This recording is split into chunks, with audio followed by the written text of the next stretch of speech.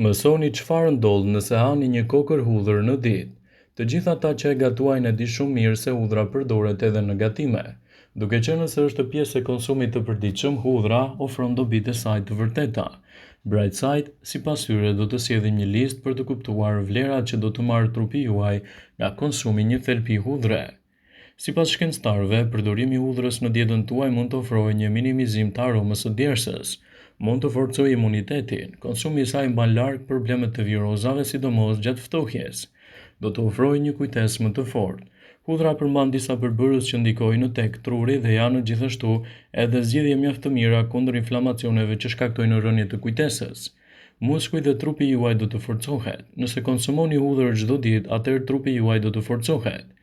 Gjithashtu do ta keni më të lehtë të humbisni kilogramë të tepërt.